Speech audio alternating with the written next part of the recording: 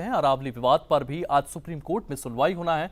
अरावली की नई परिभाषा पर सुप्रीम कोर्ट ने स्वयं संज्ञान लिया है। सीजेआई की अध्यक्षता वाली पीठ मामले की सुनवाई करेगी। पहले कोर्ट ने नई खनन बीच पर रोक लगा दी थी। इसी के साथ पर्यावरणविदों ने पहाड़ों को नुकसान पहुंचाने की चिंता जताई है। अरावली की नई परिभाषा को 100 मीटर ऊंचाई तक सीमित किया गया है। 100 मीटर से कम ऊंचाई वाले हिस्से पहाड़ों की श्रेणी से बाहर हुए हैं।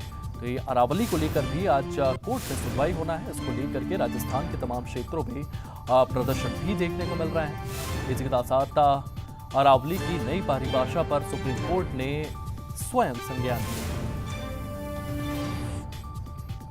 और इसी खबर को लेकर के हमारे सहयोगी विनय हमारे साथ मौजूद है। विनय, अरावली को लेकर के लगातार प्रदर्शन तमाम क्षेत्रों में देखने को मिल रहे हैं और आज सुप्रीम कोर्ट में इसको लेकर के महत्वपूर्ण सुनवाई होने वाली है। विनय, देखिए, सुप्रीम कोर्ट ने स्वतः संज्ञान लिया है, सुमोटो लिया है अरावली की पहाड़ियों को लेकर। पिछले कुछ दिनों से लगातार अरावली की जो पहाड़ियां हैं, जो कि गुजरात से शुरू होते हुए राजधानी दिल्ली तक आती हैं, उसको लेकर काफ़ी जो सामाजिक संगठन है, एनजीओ हैं, वो अपनी नाराजगी जाहिर कर रहे हैं। क्योंकि केंद्र सरकार की तरफ से सुप्रीम कोर्ट में हाल ही में हलफनामा दिया गया था, जिसमें कहा गया था कि 100 मीटर से जो नीचे की पहाड़ियां हैं उनको अरावली में नहीं माना जाएगा। और ऐसे में ये कहा जा रहा था कि कहीं ना कहीं खनन की एक तरह से मंजूरी यहां पे केंद्र सरकार की तरफ से इस नई परिभाषा के तहत दी गई है, जिसको लेकर अरावली बचाओ एक तरह से जो आंदोलन है वो भी देखने को मिला। जो अरावली और साथ ही साथ जो संगठन इस अरावली से जुड़े हुए हैं वो भी सरकार के खिलाफ सड़कों पे उतरते हुए नजर आए। और इन्हीं तमाम बातों को देखते हुए सुप्रीम कोर्ट की तरफ से सुमोटो लिया गया है। हालांकि केंद्र सरकार की तरफ से खुद पर्यावरण मंत्री ने यह कहा कि जिस परिभाषा का जिक्र किया जा रहा है, 100 मीटर से नीचे की जो पहाड़ी हैं उनको अरावली में नहीं जोड़ा जाएगा,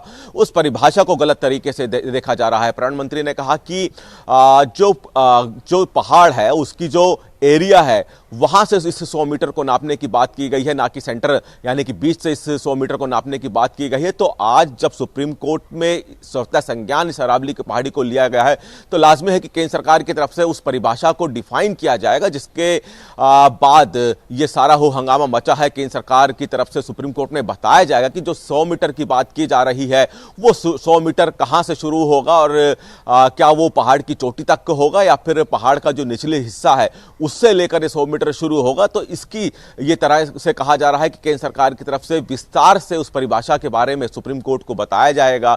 सुमोटो सुप्रीम कोर्ट की तरफ से लिया गया है। देखना है कि सुप्रीम कोर्ट में जब केंद्र सरकार की तरफ से हलफनामा जो दिया गया है 100 मीटर को लेकर उसको परिभाषित किया जाता है, तो क्या जो हंगामा मचा हुआ है वो खत्म होता है या नहीं। क्योंकि सुप्रीम कोर्ट में अब से थोड़ी देर में अरावली को लेकर भी सुनवाई शुरू होने वाली है। जी विनय, और इस पूरे मामले को लेकर के लगातार सियासत भी देखने को मिल रही है। कांग्रेस लगातार इसको लेकर के प्रदर्शन कर रही है। वहीं बीजेपी की ओर से ये बयान सामने आ रहे हैं कि जिस तरीके से ये तमाम फैसले सामने आए हैं, ये अरावली को संरक्षित करने के लिए फैसले हैं।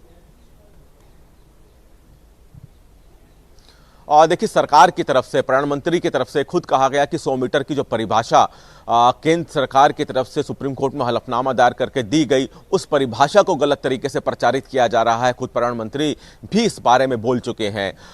राजनीति इस पर जरूर हो रही है और कहीं ना कहीं ये कहा जा रहा है कि अवैध खनन को मंजूरी मिले, इसको लेकर सुप्रीम कोर्ट में केंद्र सरकार की तरफ से परिभाषा रखी गई है। लेकिन आज जब केंद्र सरकार की तरफ से उसी परिभाषा को विस्तार तौर पर रखा जाएगा सुप्रीम कोर्ट में, तो लाजमी है कि जो पर्यावरण मंत्री की तरफ से बात की गई थी उसको परिभाषित किया जाएगा। और 100 मीटर का क्या पैमाना है, कहां से 100 मीटर की पैमाइश की बात की जा रही है, उसको परिभाषित करने के बाद लाजमी है कि जो नाराजगी पर्यावरणविद और जो कि एनजीओ हैं उनमें नाराजगी जो दिख रही है वो नाराजगी कहीं ना कहीं दूर हो सकेगी। जी विनय, इस तमाम जानकारी के लिए आपका बहुत बहुत धन्यवाद।